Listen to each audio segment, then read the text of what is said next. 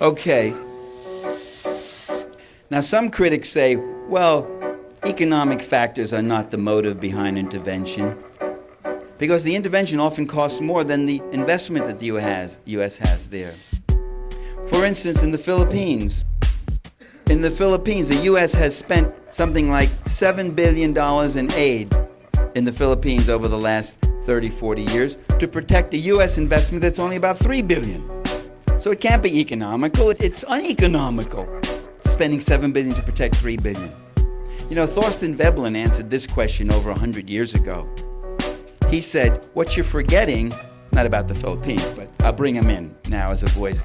What you're forgetting is that the people who pay the $7 billion are us, and the people who have the $3 billion are them. And they'll spend $7 of your money to protect $3 of theirs. They'll spend $20, $50, $100 of your money to protect $1 of their money. In fact, when it comes to protecting their money, your money is no object.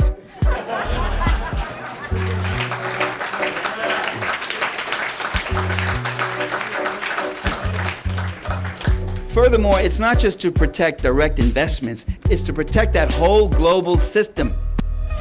It's to destroy and suppress any country that tries an alternative, self-defining, self-developing system, that tries to get out from under that enormous global system.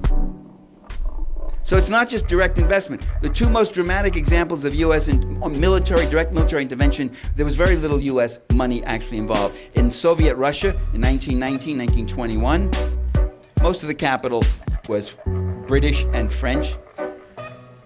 And in Vietnam, half a century later, where almost all the capital was French, some British.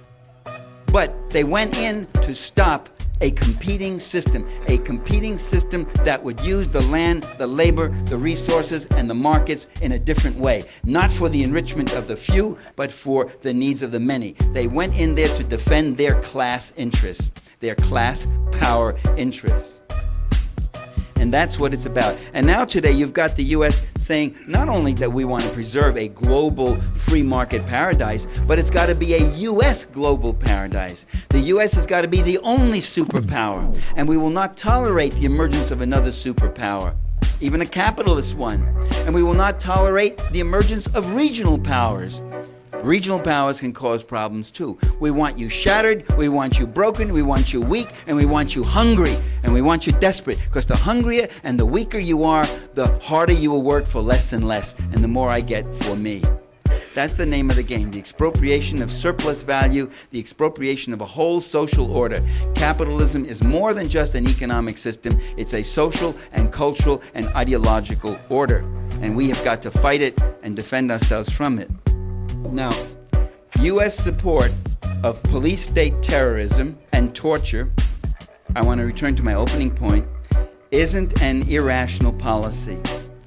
It may foster, it may feed off irrational fears, it may feed off irrational impulses, it may recruit irrational impulses. It may recruit distorted personalities who get off being torturers or bombing villages from a jet, and watching them burn and all that sort of thing. It may do that, but its goals, what it is directed at, is rooted in some very rational interests. In every country where the U.S. has gone in and done these things, where human rights, where economic rights, where political rights, social rights have been destroyed by U.S.-sponsored state terrorism, in every one of these countries, labor organizations have been destroyed or seriously mangled, wages have declined, profits have increased, tax laws have been made more favorable to transnational corporations, and the investment climate improves. Iraq is now another case. The Iraqi Revolution of 1958 was only partially overthrown by a CIA coup in 1968. By 1970, the agency of that CIA coup was a group known as the Ba'athist Party. The leader who emerged was one man named Saddam Hussein. Saddam Hussein then proceeded to murder, torture, brutalize every Democrat, every every progressive, every communist, every labor leader, every peasant leader, murdered them and destroyed the progressive forces of that Iraqi revolution and drove them underground or into exile. Saddam Hussein was Washington's poster boy. He couldn't do any wrong. In fact, he was then sigged on to Iran to go do some dirty work there and try to overthrow this anti-American revolution in Iran. But he also did some other funny things. In 1972, he took an oil industry, which had belonged, back in 1958, had belonged to British and US oil companies. He took this oil industry and he nationalized it. And you know how this infuriates people in the West? You know how this infuriates oil investors? When these people in these countries take our oil, which happens to be in their soil, take it from us, steal our oil from us, that's oil which belongs to us. Well, it infuriated people, and they, well, there was the Cold War was on, and he was doing other things, so they left him alone for a while. Comes the overthrow of communism in Eastern Europe and the Soviet Union, scores are going to be settled. It's like Yugoslavia, too. We don't have to tolerate this guy anymore, they say in the White House. Saddam Hussein, I should add, was doing some other things, too. He started copying the left agenda to a limited degree, not with the same egalitarianism. But he set up education programs, he trained cadres of engineers, he put in public health programs. He did a number of things like this. There are many countries in the Middle East that have oil but no water. There are others that have water and no oil. Iraq was the only one that had both. It had a good ecological base. Yugoslavia did too. It was destroyed by depleted uranium from the bombings, which many of our progressives and liberals supported, those bombings against Yugoslavia. In Iraq, too, the same thing has happened. A very good agricultural base which has been destroyed by depleted uranium for infinite generations. I mean, what evil is this? How broadly can you define your own interests, and how narrowly do you find other people's interests, so that you can just poison them and destroy them and all that to gain some advantage for yourself, real or imagined?